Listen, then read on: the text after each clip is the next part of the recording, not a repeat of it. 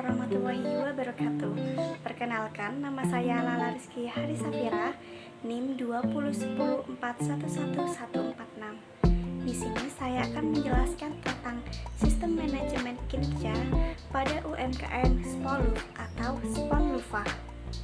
Yang pertama di sini saya akan menjelaskan tentang profil usaha Spoluf.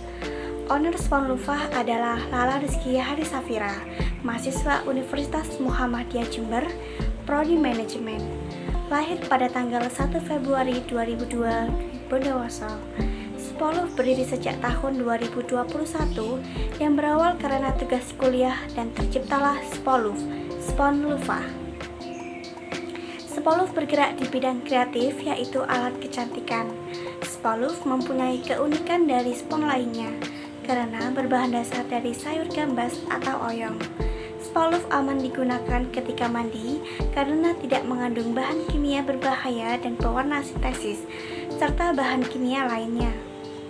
Spoluf ini dikombinasikan dengan kain handuk yang lembut agar nyaman saat digunakan. Spoluf membuat inovasi terbaru yaitu sandal slope dan sandal beruang, yang dimana sandal ini merupakan sandal salah satu yang berbahan dasar dari sayur gambas di Indonesia. Spoluf juga digunakan sebagai kompos tanaman yang efektif untuk tanaman ketika selesai digunakan. Selanjutnya yaitu visi misi Spoluf. Pada visi terdapat menjadi wirausaha yang unggul serta mampu dalam memberikan pelayanan yang baik dan memberikan produk yang berkualitas tinggi bagi konsumen dan pelanggan akan kebutuhan alat kecantikan. Pada misi terdapat 1. Mengurangi jumlah pengangguran melalui wirausaha Spoluf. Yang kedua, mengembangkan akses pasar melalui promosi dan pemasaran produk unggulan Spoluf. Yang ketiga, melakukan inovasi dalam proses produksi dan bisnis. Dan yang terakhir, berkolaborasi dan menjalin kerjasama dengan berbagai pihak yang mendukung perkembangan usaha. Selanjutnya yaitu penerapan sistem manajemen kinerja.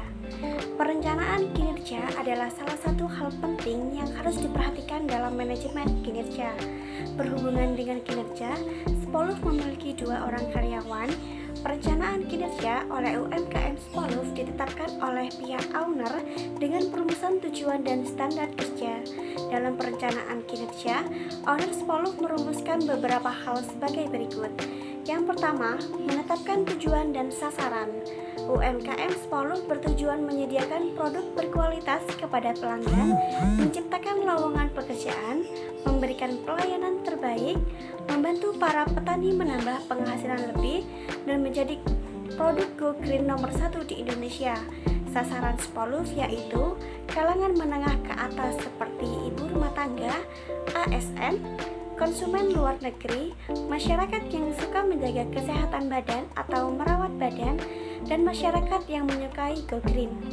Selanjutnya yang kedua, menentukan standar kerja. UMKM Spoluf merumuskan standar kinerja berupa ketentuan penyediaan stok barang dan kriteria pelayanan prima bagi pelanggan dengan pelayanan terbaik dalam memenuhi harapan dan kebutuhan pelanggan. Berikutnya yang ketiga yaitu identifikasi SWOT. UMKM Spoluf merumuskan kekuatan, kelemahan, peluang dan ancaman dalam kegiatan bisnis. Kekuatan seperti ini keberagaman produk dan pelayanan prima yang berkelanjutan. Kelemahan seperti kurangnya penguasaan teknologi, peluang seperti teknologi yang berkembang mendorong pertumbuhan bisnis dan kontrol manajemen yang lebih baik. Ancaman seperti tren pasar, pesaing dan adaptasi teknologi. Yang keempat, pelaksanaan kinerja. Dalam tahapan ini, kinerja dilakukan sesuai dengan identifikasi kebutuhan dalam perencanaan kinerja. Kinerja Spoluf yang memiliki 2 orang karyawan melalui pekerjaan sesuai dengan ketentuan tugas.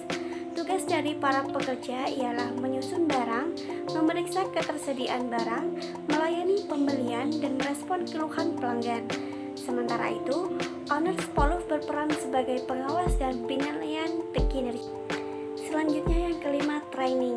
UMKM Spoluf menerapkan pelatihan sebagai upaya peningkatan kinerja bagi karyawan. Pelatihan yang diterapkan pelatihan bagi karyawan baru dengan masa latihan selama 3 hari. Pelatihan yang diberikan seperti prosedur penyediaan stok barang, penjahitan bahan baku, dan pelayanan pelanggan. Yang keenam, evaluasi. Owner 10 selaku evaluator memberi penilaian atas kinerja karyawan. Dalam hal ini, penilaian kinerja karyawan dibandingkan dengan keberhasilan UMKM dan kepuasan pelanggan. Evaluasi ini digunakan pula dalam memberikan reward bagi karyawan. Evaluasi dilakukan secara harian berdasarkan jam yang telah ditentukan owner 10. Selanjutnya, reward. Dalam sistem pemberian penghargaan sebagai apresiasi bagi karyawan, owner 10 mendasari hal ini dengan hasil evaluasi kinerja karyawan. Karyawan yang memiliki kinerja baik dan mencapai target penjualan yang ditetapkan setiap bulannya akan mendapatkan reward berupa bonus dan liburan bersama owner. Adanya sistem ini juga bertujuan untuk meningkatkan motivasi dan semangat kerja karyawan. Yang terakhir yaitu perbaikan kinerja. Apabila terjadi kendala dalam pelaksana kinerja, owner 10 akan merumuskan alternatif perbaikan untuk mewujudkan kinerja yang lebih baik. Misalnya dalam pengelolaan ketersediaan produk.